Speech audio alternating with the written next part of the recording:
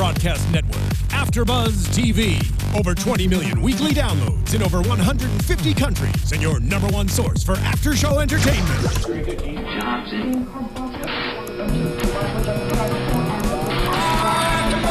AfterBuzz TV, the destination for TV superfans. Producing aftershows for over 300 of your favorite TV shows. Interviewing celebrities and showrunners. And bringing you behind-the-scenes exclusives. All thanks to E! Entertainment's Maria Menounos, producer Kevin Undergaro, and internet leader Akamai. Now, let the buzz begin! You know what? We may not have seen any crocodile tears today from Ramona, but I just want to say to her, cry me a river now. I'm just so... It's just Ramona, and I get it, and we all know that. She's so Ramotional. Oh, there we go. We got a new hashtag, Ramotional. I love it. We are quite obviously discussing the Real Housewives of New York City today here at AfterBuzz Season 7, Episode 16, Awfully Charitable. My name is Lyndsey Wegner. I'm your host, and I'm joined today by Miss Fern Ronay to my left. Hello. And Megan Stecher to her left. Where can they find you guys on Twitter? At Fern Ronay, Ronay. And at Megan Stecher. And you guys can find me on Twitter at Lyndsey Wegner.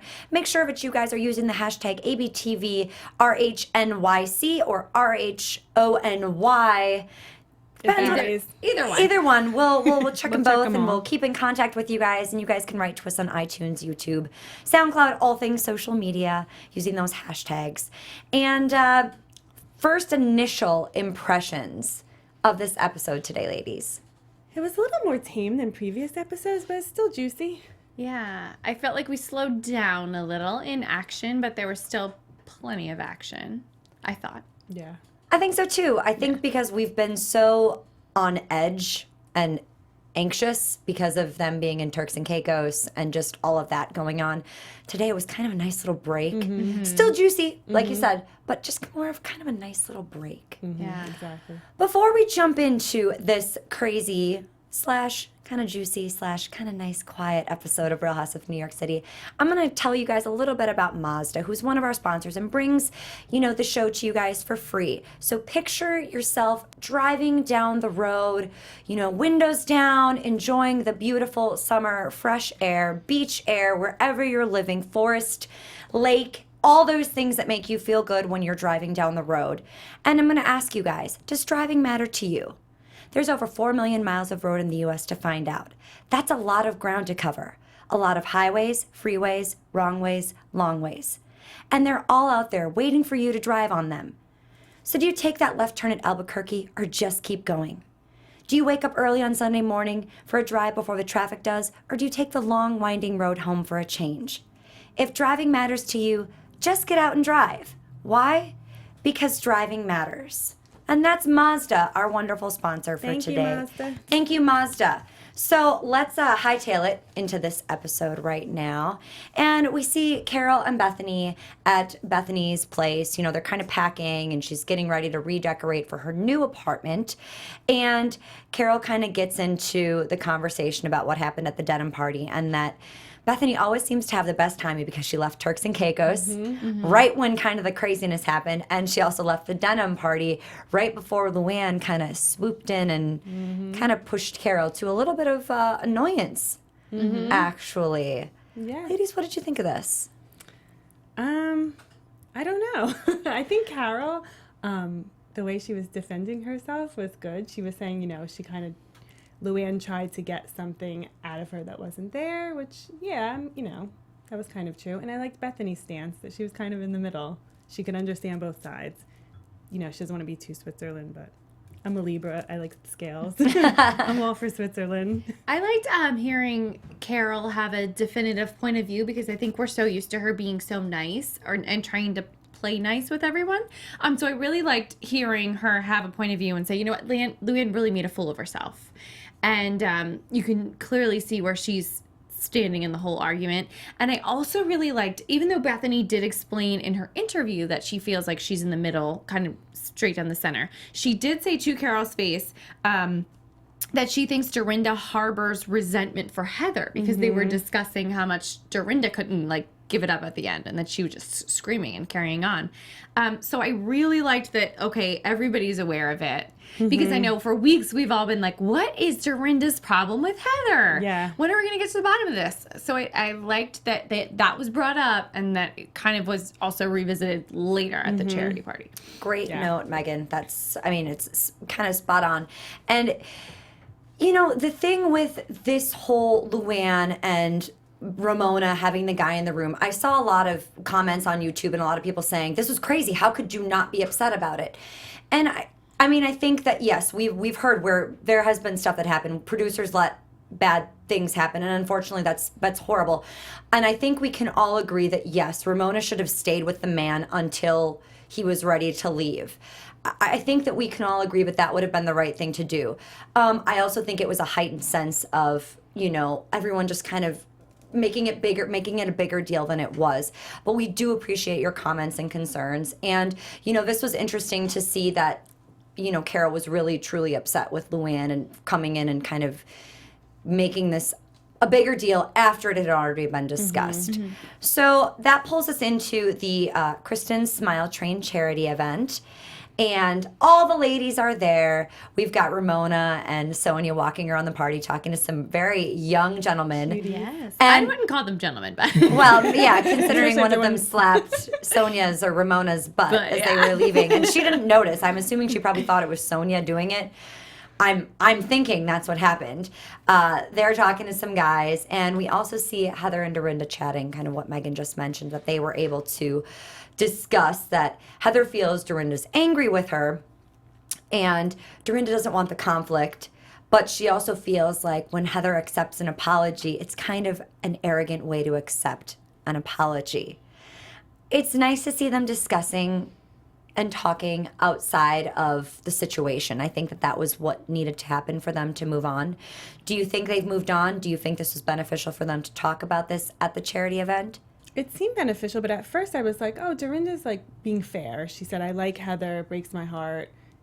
I was like, she's being fair. And then they apologize, and there's that little dig. Like, she didn't like, the way she accepts an apology. She accepted it, move on. A little silly. I was kind of confused about the whole thing because, Dorinda made the move to take Heather aside and say, I wanted to apologize. I'm very sorry.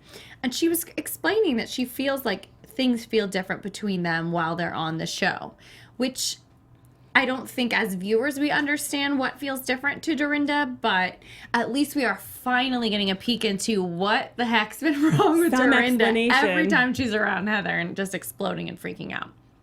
So I was glad that we're getting a little peek into what's going on in Dorinda's head.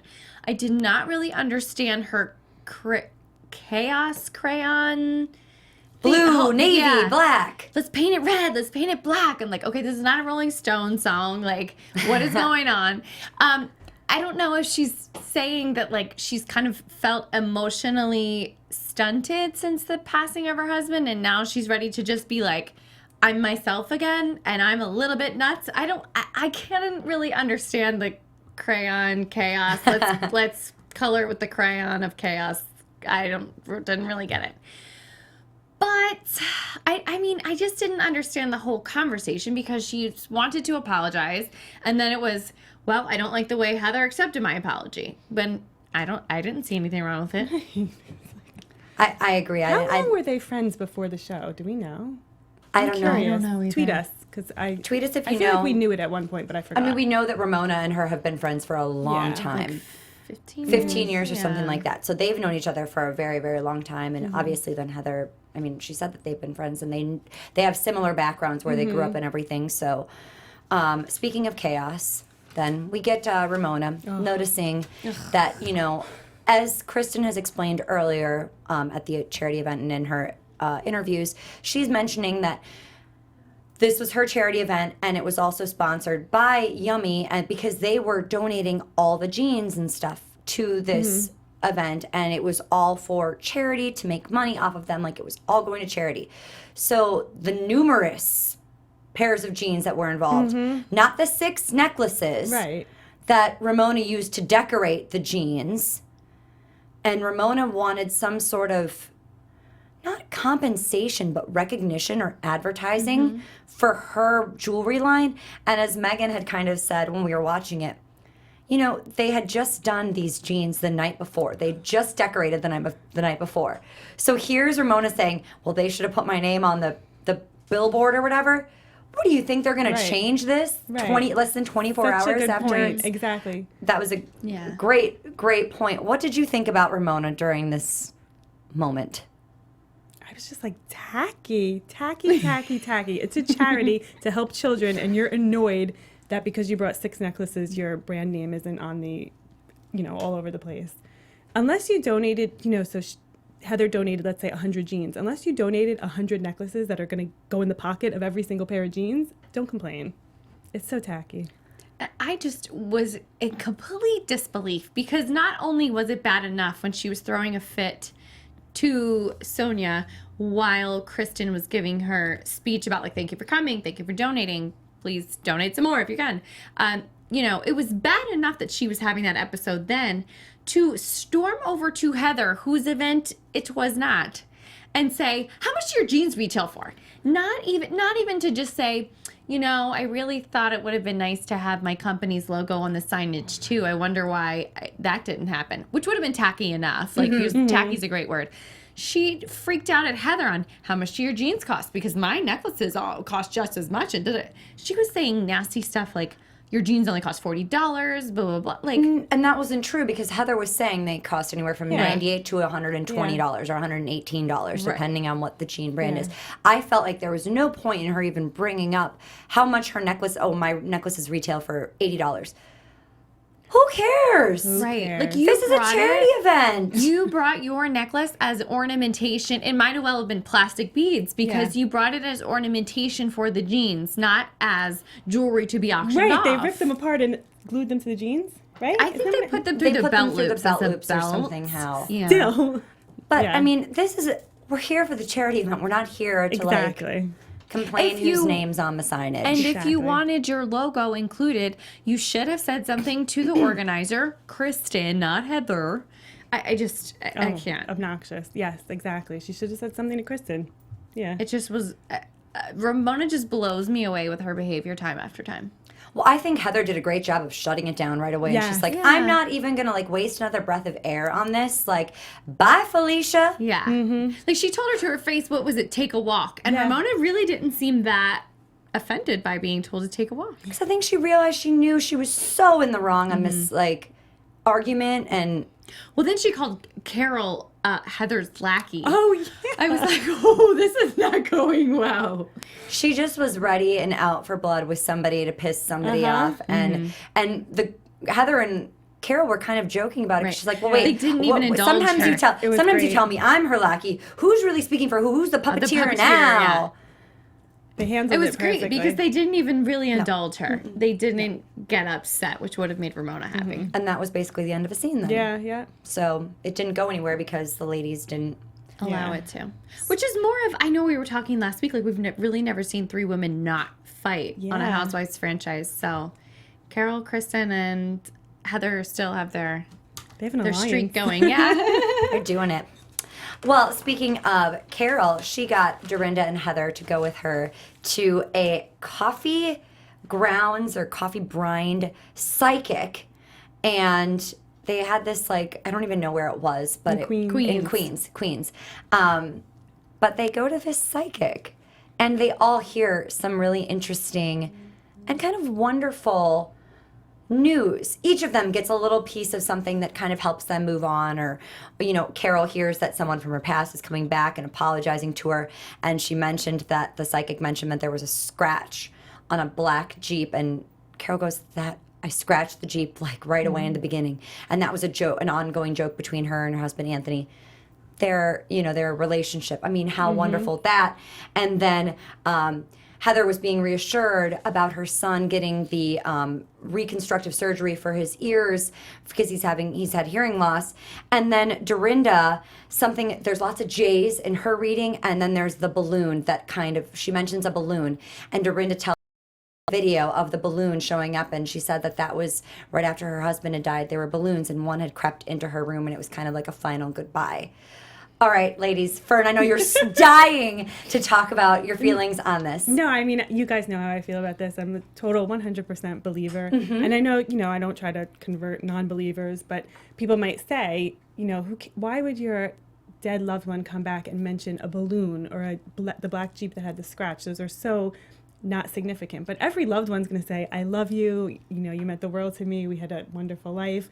That's so generic, but these are validations, proof that things that nobody else would probably really know. And, she, to her credit, she probably watched a show or Googled them or whatever and could have learned all of these things, a dead husband, a sick child, but these specific things, she received their energy and was able to read it and give them validation that she would never have been able to know. So I love this stuff. What's the title of your book again? Well, I don't have a title yet, but it's the story of a single 29-year-old Manhattan lawyer who's guided by her dead Italian grandparents in her dreams. So I obviously am a believer. I interviewed John Edward for AfterBuzz. I did a spotlight on. You can Google it, John Edward AfterBuzz, and it'll come up. And I'm a believer, and if you're a believer, contact me. If not, that's okay too. But this stuff just speaks to me. So I love this. I was like, oh, this is awesome. I thought we were going to get a tea leaves moment like we did in Friends. And the one with the tea leaves and stuff. And was that the one also in Massapequa and Alec Baldwin? I can't remember if that was the same episode. But it was, it was it just reminded me of that. So Megan, your thoughts on this? I kind of thought this was going to be one of those really funny scenes where this lady was going to be a quack. Because I'm like, oh, she's reading coffee grounds. Okay, like, how stupid. The minute she started mentioning the very specific things about Carole, I was like, oh my God, this lady's legit. This is the real thing. And I had such goosebumps at the end of all three women's readings because it was like just such a comforting message for each of them. And to know that it was real for them. Mm-hmm. I mean, how cool. I was like, let's go. I'm at LAX to JFK. I'm ready to go visit this lady in Queens. That was awesome. Yeah. I was a little worried too initially with the dark coffee and all of them saying it's like chocolate or like mud, coffee mud. I was like, oh gosh, please let's not have this be like some sort of hack. Right. Yeah. And it was a beautiful moment for each of them, and to have something like that. They actually did that on Real Houses of Orange County yesterday too. They met with a psychic, Vicky did, and got some kind of closure about her mother who had passed. Mm-hmm. Can I just say one quick thing? Absolutely. Carole said, I don't know if I want my husband all around me, but because you think you don't want your husband seeing you hooking up with other guys, but once they pass, they don't care about that stuff. And John Edward would say they don't care about bathroom and bedroom. They don't care what you're doing in the bathroom, what you're doing in the bedroom. They're just happy. It's and they want you to be happy. Those things are like such base human things, and they're seeing you on your soul level. So they're not seeing you do these human things, and they don't care to see that. So I just had to make that point. No, I love it. I love this stuff. Well, so on top of a psychic, then we get back to therapy with Bethenny and Dr. Amador. And she loves that he always is calling her on her stuff. Everything that she does, he gives it to her. He dishes it right back. And I think that that's kind of I think that's because they've had a relationship for so long as doctor-patient type thing, where he can do that now without it kind of coming off as offensive. And one thing that he said, he goes, you always shut me down when it comes to business. As if this cockiness is coming off as confidence that you know everything. Mm-hmm. And we have seen Bethenny shut a lot of people down about business or give her advice, and maybe sometimes where it's not wanted and other times where it is, but then it's her way or the highway. And I thought that was a really interesting moment. What else did you think about? What were some of your favorite parts about her conversation with Dr. Amador? I like that he said, you come off as arrogant, but there's obviously fear beneath it. And then I liked her describing the girls, that they're so much fun. I was like, I'm glad to see that she's enjoying them. I thought it was so funny that we usually see him in such a straight man role, and we got to see him kick off the conversation with a joke to her, as if it was her humor when she said oh Jesus, that's so cold there. He's like, no, Jesus wasn't there, he would have frozen to death. That's like a Bethenny one-liner, but he was able to give it to her. Totally. So I'm happy to see she's rubbed off on him. Yeah, and I'm happy to see that they kind of have that relationship and that he's not just like a blank wall all the time, tell me your problems, Right. Okay, your problem is your damaged childhood. You know, because that's how I feel about him, is that he's very, like, robotic and quiet and no emotion. And I don't know, I was just happy to see that, like, it's gone deeper, their patient doctor. Yeah. And I wrote something else down. I loved how she called all the ladies barracudas. She's like, I'm having fun with these barracudas. So I was happy to hear her say that, because it doesn't really seem, from what we've seen, that she is having a good time. So it's nice to hear her say that she's enjoying it. Yeah. You know, and something that my mom actually pointed out in watching the show, she said, it seems like the women are always partying. And she said she wasn't sure if that's what they do in all the franchises and stuff. And we do see a lot of dinners and stuff like that, and a lot of, like, other fun things happening. But it does seem a little bit more in New York like the women are always partying. Mm-hmm. And it centers around the partying, where last night on Orange County, again, it's centered around going out to celebrate or to be around Vicky because their mom's passing. But they were out bowling. And then they went to dinner. So it doesn't always seem, with New York, it seems to center around the actual partying aspect of it, versus another occasion to just be going out and doing something. I don't know if you guys noticed that as well. Well, and I think maybe it lends itself to, because so many of the women are single. So there's only 2 married ladies. So I think there's so many times where they're like, well, let's have them go do this or do that, or, like, you know, this could be an opportunity to look for men. And from a producer standpoint, it's kind of that voice that I was just doing there. Yeah. And that makes sense. That they're single. And I think it's also, you know, a New York-y thing, is that you're always out on the town. They want these women to appear like high society women. So it's always like, well, high society women who argue in a restaurant over everyone else having dinner. Exactly. Sorry to cut off your thought. Well, Just totally shut it down. 3 dirty martinis in, who can stop themselves from arguing? Well, we see a nice little cute moment between Heather and Kristen at Jax's birthday party. It was his 10th birthday. He looks so little. I was like, he's 10? I know. My God, he's going to be like a little man soon. And They're really Kristen, cute kids. super adorable kids. And Kristen and Josh are there to help him celebrate and get him tickets to SummerSlam, which is a huge wrestling festival, which I think I didn't know what that was. and Maria some of the hosted, right? Maria hosts and goes to a lot of these events for SummerSlam and WrestleMania and all that, like, crazy jazz, and got him like a little like wrestling belt, and It was as big as him. was as big as him. So adorable. And Ella giving him $5 as his birthday money. And when Josh said that he would like to be at, you know, she would like her to come to the birthday party, she's like, well, I'll give you 20. How adorable. They're really like cute. Kids. It's nice to, I always say it's nice to see the kids on the shows, because when we see them growing up, like Avery from the beginning, and now she's a young woman in college and being successful. Yeah. And it is nice to see them kind of growing with the show as everyone else is too. I always like seeing families, like when I see their parents too, it makes me like them more. Yeah. I feel like- Absolutely. yeah. I It don't know rounds why. them out. Yeah, totally. And like it's nice to have a marker of how time has gone on, because sometimes with the ladies things really don't change because you're an older, mature person. Maybe you're set in your ways. But with the kids, you see the physical growth. So it's just a nice reminder of time marching on. Absolutely. And one of my favorite parts of this episode today was getting to see Carole and Adam grocery shopping and them cooking this dinner kind of Adorable. together at the grocery store together. First off, do you guys like grocery shopping? Hate it. Hate it? Oh, I love it actually. You I love love it? making my list and going. Yeah, I love it. See, I can't make I a hate other things. I but can't like make a food list. I shopping. have to go up and down every aisle, even if I know I don't need anything. I just still have to go up it or down it. And you hate it. I hate Megan. it. I'm always freezing cold because everything's refrigerated and Right. frozen. Like everything's got to be refrigerated, even if it doesn't need to be. You know how grocery stores are. Just sprinkling everything with water. Not that it needs to be watered. It's already off the vine. Yeah, like you get like a shower in the produce Yeah. section. I'm always cold. It's like if I don't have a completely defined list ready to go, I feel very lost. Ugh, Oh, I'm I just not love that it. into it. I love it. I too. love it. It's so fun, and I think like it's the crowds. And I think it's fun to shop with someone else. One of my best friends and I used to always go shopping in college together, and we just made it more fun and exciting. So I can only imagine shopping with your boyfriend. He's gonna cook dinner for you and all your friends. How exciting that is! And she's like, "Well, why don't we just buy the chopping nut that's already made?" He's like, "Well, no, gonna make I it. think she's like so afraid of food. Yeah. Like she's like Seriously. terrified to cook or something. Like making a tapenade is nothing but like chopping up olives Yeah. and that's it. And she's like, no, it's already made here. And giving him the entire display bowl from the grocery I thought she was store. gonna drop it. I was Me like, too. I was like, some olive oil is gonna splash on the floor.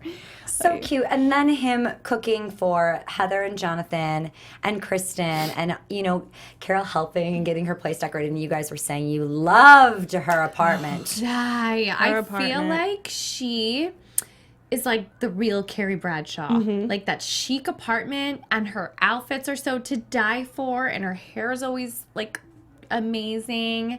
Ugh, she's so like New York chic to me. I feel like all the Completely. other women are always trying, and I don't know, maybe it's that she seems younger than she is because she's like, I feel like her clothing style is very young and chic, and her, I don't know, her apartment reads like younger and cool and hip. Like those dishes even, were they the like zebra dishes. were they It's zebra very or like eclectic. leopard or yes, just like amazing style. Like even the tablescape, it was like purple calla lilies or Yeah. some like deep red or with the candles. Like die! I would have loved to have been there. Just Gorgeous. saying. I would have loved to have been there to eat the food. It Oh. looked so good. Homemade gnocchi. Oh my god. I'm Dying. getting it tonight. What great kind of fun for all of them to be together. And, you know, Kristen had said Josh was in Miami on a boat. And so that's why he couldn't be there. But kind of, you know, Carole was excited to share this with Heather and Kristen because these are her two close girlfriends and they do accept Adam and it's not an awkwardness because he's younger. And was it Heather that said it's not about the age doesn't matter. It's what the feelings that you're getting between the two people and their vibe is just Yeah. adorable. That's the perfect way to say it. And it's like she's such a cool young spirit because it's like it doesn't matter that he's so much younger. And he's so cute and he cooks. He's And she said they had their first real big fight. Which And- it seems like he didn't remember that they had a fight. So was Doesn't it a seem fight? so I big. don't know. And their first real big fight is the fact that when he left in the morning, he didn't give her a kiss goodbye, Aw.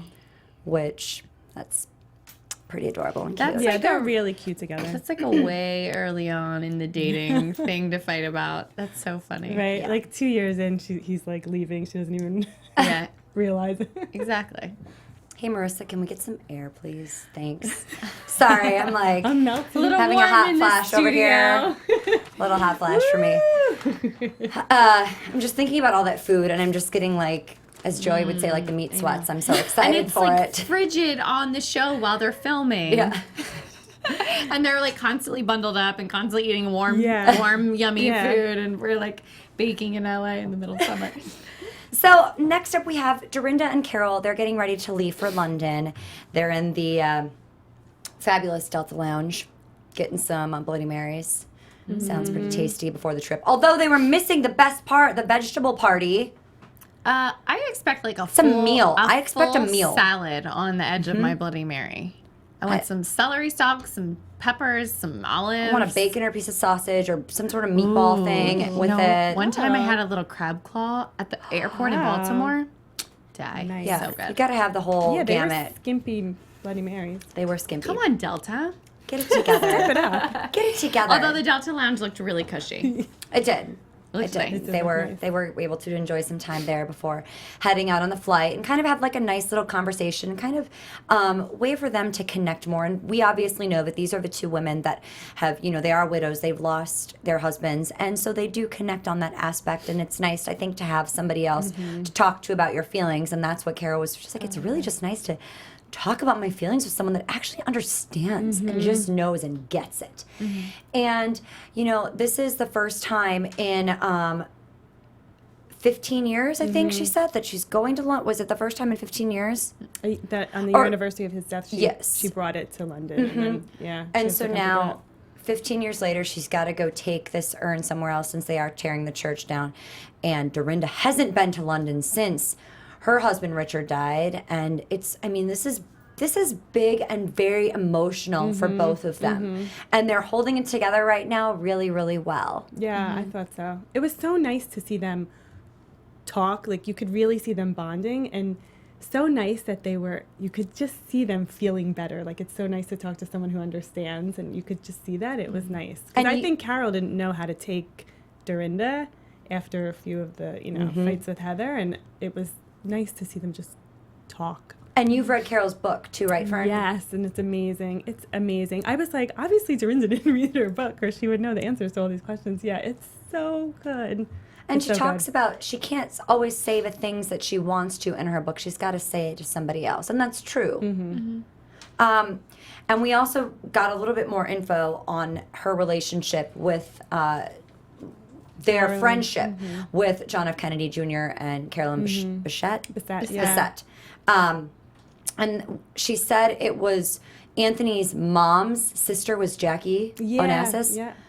So John F. Kennedy Jr. and Anthony Radziwill were first cousins and best friends. Like the two brothers they never had. They were best man in each other's wedding. So they were really close. And then the two girls, Carol and Carolyn, became really close. They bonded. And even though Carolyn Bessette, she graduated from Greenwich, Connecticut High School, which is, pretty nice town, but she worked at Caldor. Remember the store Caldor? It's kind of like a Kmart, I guess.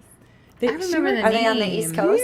Yeah, you must remember have been on the East East Coast. Yeah, and they both worked at Caldor in the summer, and they bonded over that. Really cute. You reading the book, you could tell that they developed a true friendship. It was really, And so then John and Carolyn's plane crashed. 3 weeks later, Anthony died of cancer that he'd been fighting for years. And Carol said that this was the hardest 3 weeks of her life. And, he'd been working at ABC and with Diane Sawyer up until, they worked with him, with the cancer. And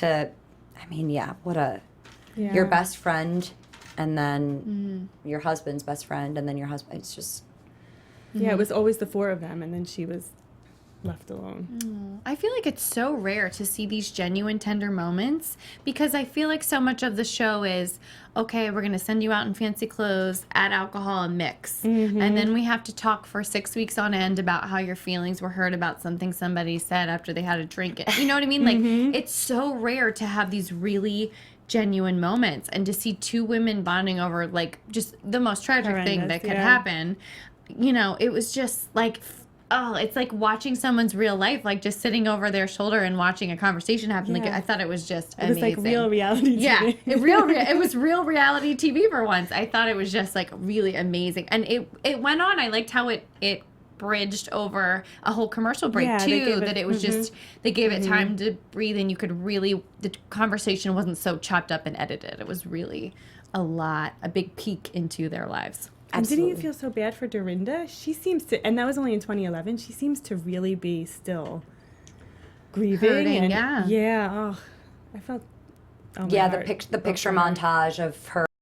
And I even pointed out, I think he looks a little bit like John, or John looks a little bit like Richard. And she, if you have a type, then you have a type, and you stick to the same type. And he has probably a reminder a little bit of, her feelings for Richard. So, any other thoughts on the episode at all, ladies? I don't know. I was surprised that Dorinda had lived in London for 10 years. Yeah. I didn't realize that. That was cool and to I can't believe out. she hasn't been back since he passed, so this is going to be very emotional. Yeah.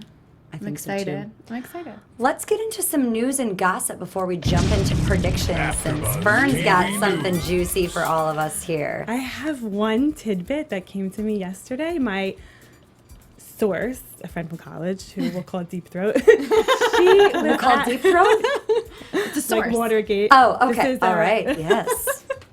So she was at Jill Zarin's party in the Hamptons this weekend, and they were giving out gift bags, and you had to have a special ticket to get a special gift bag, and Ramona apparently did not have the special ticket needed, and she went ballistic on the girls that worked at the girls working the gift bag counter, and it was a big scene, and it makes me wonder if Jill Zarin might be coming back, because I could see next season a storyline about gift bag gate, that she wasn't treated properly. For sure. I feel like there's a lot of bad blood between those two that'll never be settled. Yeah. Didn't you say, Megan, that if Jill comes back, Bethenny won't stay? Oh, that's my personal opinion, is I think that Bethenny would never do the show with Jill again. I would love to see them do the show together. I would too. Yeah, but I don't know. I think you're right. I can't stand Jill personally. I feel that the show is just fine without her personally. But I was looking at a bunch of pictures of women who did go this weekend, and all the pictures Jill posted, I never saw Ramona. So, But we saw Aviva too. yes. Yeah. Who looks so different. And Jill's face looks Yeah. so different. So different. Well, let's jump into some predictions then and get over there. And now, your AfterBuzz TV predictions. So we get a couple little snippets. Carole saying that she wished she had just one more day with Anthony, and Dorinda kind of saying that she was happy that, Richard had died, and she finally got some sleep, and he was never a burden, it was always an honor, got it, which yeah. that was beautiful, because I was a little bit confused, because we obviously knew how much she loved him, so that was a little confusing. And then we see some sort of party where everyone's wearing red, Valentine's Day skinny girl, we're not quite sure what it is. Predictions for next week's episode, ladies. I'm so bad at the predictions. I predict crying, a lot of crying, but it'll be good. It'll be real. Emotional tears from real Heather or TV. Carole and Dorinda. Yeah. I think it'll be a slower episode like this week where we'll do there'll be a few events and storylines, not all 7 women in the room all together going crazy. Yeah. I think that maybe the red dress thing, I think Valentine's Day's a good prediction. Maybe it's like all the single girls go out on Valentine's Day and add alcohol mix, and it looks like it's classic Ramona, classic Sonja next week. So exciting. I love the editing in the previews, because it was Dorinda saying that line, about her husband, and then you cut to Sonja in a red dress with a shirtless man. I broke my tooth trying to rip his shirt off. Apparently Bethenny finds it so funny she falls down laughing. So it should be a good one. Well, I think with how emotional and deep the trip to London's going to be, I think they have to bring a little bit of lightness to the episode. And we know the parties with the women, always getting crazy and drunk, always adds another Party. Layer of fun. flare of fun to the whole show itself. So it always gives us something to kind of look back on, relax on, laugh at, and have a little bit of sense of humor too, considering it's going to be a harder episode. So big episode next week. And where can they find you, ladies? You guys can find me, Megan, on Twitter and Instagram. Same name. It's going to be at Megan Stecher, MEGANSTECHER. This is Fern. You can find me on Facebook, Twitter, and Instagram at Fern Ronay, RONAY. And this is Lyndsey. You guys can find me on Facebook, Instagram, and Twitter at Lyndsey Wegner. That's LYNDSEYWEGNER. Or my blog, lyndseywegner.blogspot.com. We'll see you guys next week. Bye. From executive producers Maria Menounos, Kevin Undergaro, Phil Svitek, and the entire AfterBuzz TV staff, we would like to thank you for listening to the AfterBuzz TV network. To watch or listen to other after shows and post comments or questions, be sure to visit AfterBuzzTV.com. I'm Sir Richard Wentworth, and this has been a presentation of AfterBuzz TV. Buzz you later. The views expressed herein are those of the hosts only and do not necessarily reflect the views of AfterBuzz TV or its owners or principals.